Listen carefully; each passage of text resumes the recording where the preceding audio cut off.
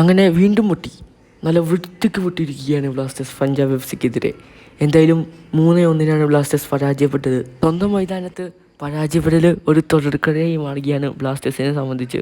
പഞ്ചാബ് ഇങ്ങോട്ട് 3 ഗോൾ അടിച്ചു എന്ന് പറഞ്ഞിട്ട് അത് അങ്ങോട്ട് തിരിച്ചടിക്കാനുള്ള അവസരങ്ങളൊക്കെ കിട്ടിയായിരുന്നു. പക്ഷേ സ്ട്രൈക്കർമാർ പെനാൽറ്റി ബോക്സിൻ്റെ ഉള്ളിലേക്ക് വരുമ്പോൾ ഗോൾ അടിക്കാതെ പോകുന്ന കാഴ്ചയാണ് കാണുന്നത്. കെവിൻ യോക്കിൻ്റെ ഇഷ്ടം പോലെ റണ്ണുണ്ടായിരുന്നു. പക്ഷെ അത് പെനാൽറ്റി ബോക്സിലേക്ക് വരുമ്പോൾ അത് ഫിനിഷ് ചെയ്യാൻ പറ്റാതെ ആവുകയാണ് സ്ട്രൈക്കർമാർ. അതാണ് അവസ്ഥ.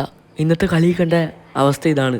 ഒടുവിൽ ഫാർലോൺ ഇന്ത്യയുടെ ഒരു ഹെഡർ ഗോൾ മാത്രമാണ് പഞ്ചാബ് എഫ്.സിയുടെ വഴിയിലേക്ക് ബ്ലാസ്റ്റേഴ്സിന് സ്കോർ ചെയ്യാൻ പറ്റിയുള്ളൂ. രണ്ടാം പകുതിയിലാണെങ്കിൽ പഞ്ചാബ് എഫ്.സി ലോങ് റേഞ്ചിന് മാത്രമാണ് ശ്രമം നടത്തിയുള്ളൂ.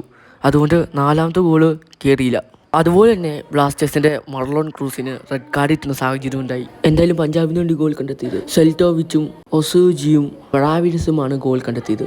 ബ്ലാസ്റ്റേഴ്സിൻ്റെ ശേഷിക്കുന്ന ഒരു ഗോൾ ഫാർലോൺ ഇന്ത്യയുടെ വകയാണ്. എന്തായാലും മത്സരത്തിൽ ബ്ലാസ്റ്റേഴ്സിൻ്റെ മുന്നേറ്റം നയിച്ചുകൊണ്ട് അജിസലും കെവിൻ യോക്കും ബിബിൻ മോഹനനും എബിൻ യേശുദാസും ഒക്കെ കൂടിയാണ് ഇറങ്ങിയത്.